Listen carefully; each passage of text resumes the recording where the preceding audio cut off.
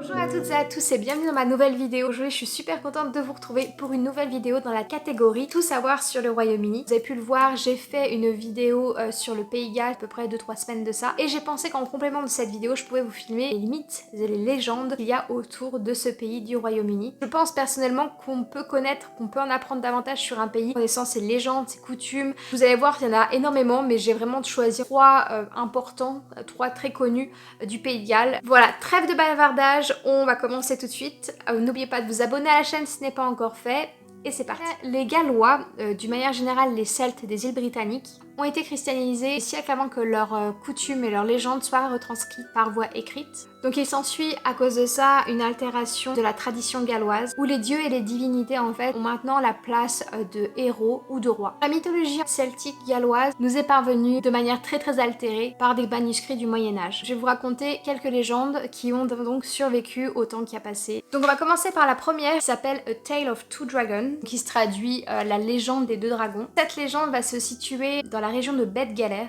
Et cette région se situe au nord du Pays de Galles, près de la Snowdonia. Beddgelert, vous allez le voir, a été le décor de très nombreuses légendes galloises. Donc l'une d'entre elles est l'histoire de Dina Emrys, la montagne haute, qui était donc la demeure du dragon, apparaissant actuellement sur le drapeau gallois. Aux alentours du 5e siècle après Jésus-Christ, le roi celtique Vortigern a choisi la montagne donc de Dinas Emrys comme site de son château. En fait, de là, il espérait échapper donc à l'invasion des Saxons, mais les plans de sa forteresse n'étaient pas du tout faciles à réaliser. En effet, chaque nuit, les maçons royaux déposaient leurs outils pour revenir le lendemain, pour découvrir en fait que les outils avaient complètement disparu et que le mur qu'ils avaient construit était complètement tombé. Il s'est passé cela en fait pendant plusieurs jours, jusqu'à que le roi Vortigern demande de l'aide à des sorciers et à des magiciens. Et ces magiciens et ces sorciers ont recommandé au roi d'arroser le sol du sang d'un nouveau-né qui était de mère humaine et un père qui venait de l'au-delà. Une recherche a été lancée et finalement l'enfant a été trouvé et les préparatifs du sacrifice ont été faits.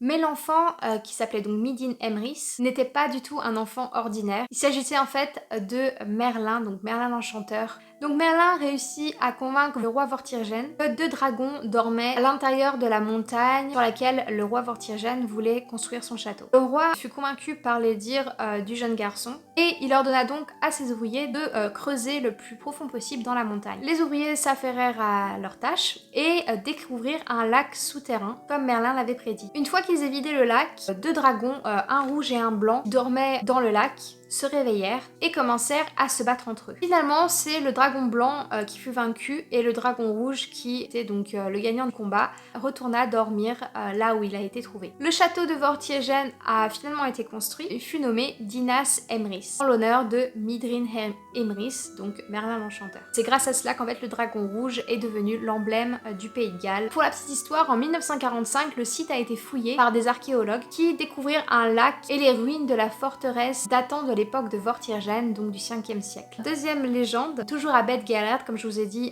cet endroit est vraiment rempli de légendes. Cette fois, c'est la légende de Gelert. Beddgelert en gallois, ça veut dire la tombe de Gelert. Et je vais vous raconter en fait l'histoire de Gelert le chien. Gelert est un chien légendaire qui est donc associé à la ville que je viens de citer. Selon la légende, le chien appartenait à Llywelyn le Grand, qui était le prince de Gwynedd, je crois que ça se dit. Gwynedd, c'est une région située au nord-ouest du Pays de Galles, qui couvre en fait une très grande partie du parc national de la Snowdonia. Donc un jour, Prince Llywelyn revenait de la chasse et arriva chez lui et il constata en fait que son nouveau-né avait disparu. Son berceau était retourné et son chien avait le museau recouvert de sang. Donc pensant que le chien avait massacré l'enfant, Llywelyn le poignarda à l'aide de son épée. Tandis que l'animal expire en hurlant de douleur, Llywelyn entend le cri de son enfant, qui était donc indemne, sous son berceau, et découvrit aussi à côté de son enfant le cadavre d'un loup qui avait dû être tué par le chien Gelert, afin que ce dernier ne fasse pas de mal à l'enfant. Donc le prince Llywelyn est envahi par le remords, et il décida d'enterrer son chien avec plus grand déshonneur, et il est dit que le prince Llywelyn ne souria plus jamais.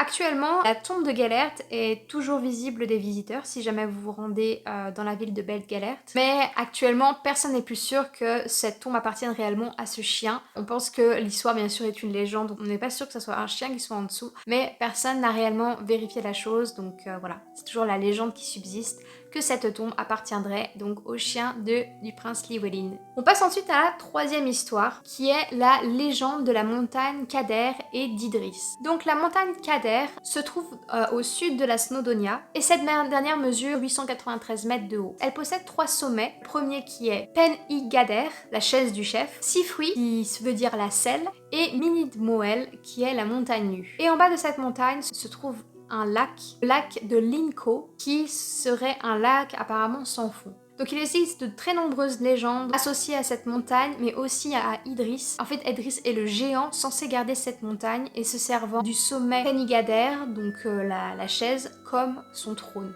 Il est aussi dit que ceux qui s'aventurent sur la montagne la nuit doivent faire très attention avant de dormir sur ses pentes. On dit que ceux qui dorment sur les flancs de la montagne se réveilleront complètement fous, en ayant sinon des qualités de poète, ou bien ne se réveilleront jamais. Idris apparaît sous de très nombreuses formes, dans plein de légendes galloises, comme j'ai dit un géant, mais aussi comme un prince, et enfin aussi un astronome. L'une des légendes qui est la plus connue par rapport à Idris est qu'un jour en fait il était assis sur son trône, donc sur le sommet de la montagne, et il sentit en fait comme des petits graviers à l'intérieur de sa chaussure qu'il enleva et jeta sur le flanc donc de la montagne. Vous retrouverez en fait actuellement, si vous vous baladez dans la montagne que je viens de citer, 3 grosses pierres qui reposent au pied de la montagne et qui auraient été apparemment les graviers de la chaussure d'Idris. D'où viennent ces légendes? Donc en fait, Idris aurait été un prince de Mérionide, vivant dans les années 600 avant Jésus-Christ. Il aurait sûrement gagné en popularité grâce à ses exploits militaires, ce qui l'aurait fait devenir un géant pour les hommes. Et il aurait été donc immortalisé comme géant de Cadair Idris, donc comme le gardien de cette région.